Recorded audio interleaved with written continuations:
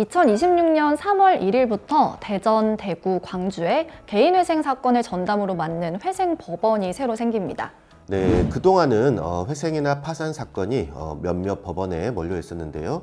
이제는 지방에서도 이런 사건만 전담해서 처리하는 법원이 생기는 겁니다. 그러면 지금 신청하는 게 맞을지 아니면 해당 지역 회생 법원이 생길 때까지 기다리는 게 나을지 이 회생 준비를 하시는 분들 입장에서는 바로 이 고민이 생길 수밖에 없을 것 같은데요. 그래서 오늘은 회생 법원이 왜 신설되는지, 그리고 이 변화가 개인회생 절차에 어떤 영향을 주는지, 그리고 신청 시점을 어떻게 판단하면 좋은지 이런 기준 중심으로 정리해 드리겠습니다.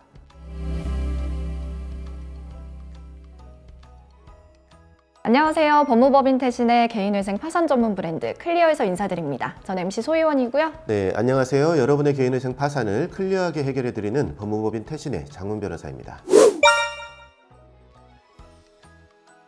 변호사님, 이 개인회생은 전국 어디서나 같은 법으로 진행되는 제도잖아요. 그런데 신청하는 지역에 따라서 결과가 달라질 수 있다는 얘기가 왜 나오는 건가요? 법 자체는 전국이 동일합니다. 다만 구조적인 이유가 있었습니다. 그동안 개인회생 사건을 전담으로 처리하는 법원이 서울과 수도권 일부 그리고 몇몇 지역에만 집중되어 있었고, 그 결과 사건 처리 경험과 실무 기준이 주로 그러한 법원들에 먼저 쌓일 수밖에 없는 구조였습니다. 그러니까 이 사건이 많이 접수되는 법원 쪽에 경험이 먼저 쌓이다 보니까 다른 지역에서는 같은 개인회생이라도 기준이 조금씩 다르게 느껴질 수밖에 없었던 거네요. 네, 맞습니다.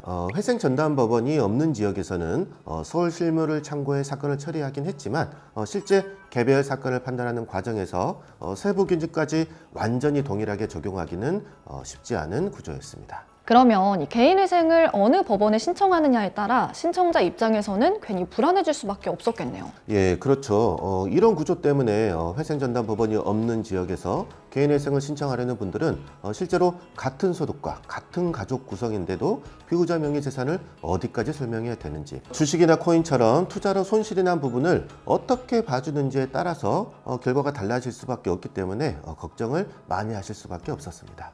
그 불안을 줄이기 위해서 회생법원이 새로 생기는 거라고 보면 되겠네요. 예, 그렇습니다.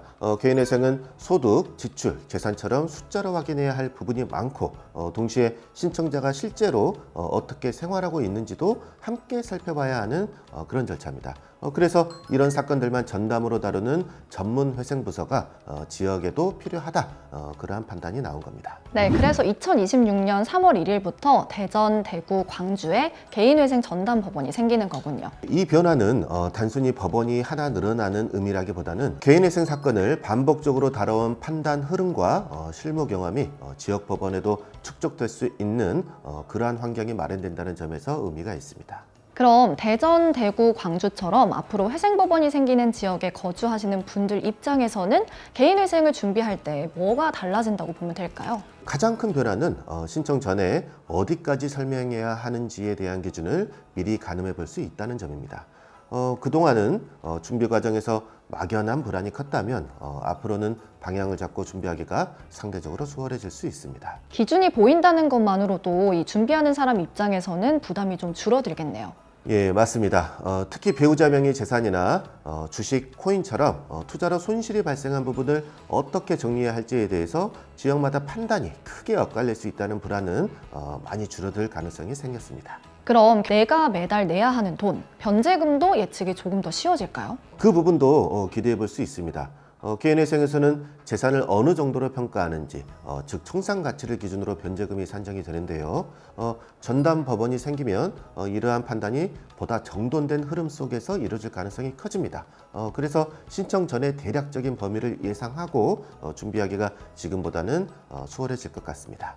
여기서 제일 현실적인 질문이 나올 것 같습니다. 이 지방에 계신 분들은 그럼 회생법원 열릴 때까지 기다렸다가 신청해도 되나요? 이게 제일 궁금하실 것 같거든요. 네, 이건 제도 변화보다 개인 상황이 훨씬 더 중요합니다. 지금 독촉이 심하거나 압류 위험이 있다면 기다리기보다는 신청해서 상황을 먼저 안정시키는 게 우선입니다. 지금 당장이 너무 힘든 분들에게는 기다림 자체가 또 부담일 수가 있겠네요. 반대로 아직 급한 상황은 아니고 배우자 재산 방영이나 투자 손실 설명이 특히 걱정되는 분들이라면 신설 이후의 실무 흐름까지 함께 고려해보는 선택도 가능합니다.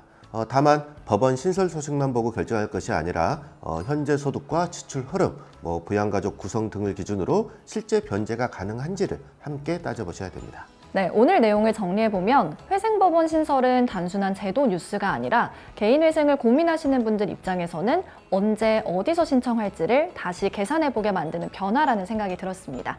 변호사님, 오늘 내용 한 줄로 정리해 주시죠. 회생법원 신설은 개인회생을 쉽게 만들어주는 제도라기보다는 비슷한 조건이라면 지역에 따라 판단이 다르지 않도록 하려는 방향의 변화라고 보시면 됩니다. 네, 지금 신청할지 조금 더 지켜볼지 고민 중이셨다면 오늘 내용이 그 선택을 정리하는데 참고가 되었으면 좋겠습니다. 결국 중요한 건 남들보다 빠르냐가 아니라 내 상황에 맞는 판단인지라는 점도 함께 기억해 주시길 바랍니다. 오늘 준비한 영상 여기까지고요. 영상이 유익하셨다면 구독, 좋아요, 알림 설정 부탁드립니다. 저희는 다음에 더 유익한 내용으로 찾아뵐게요. 감사합니다. 개인회생 파산이 궁금할 땐 클리어!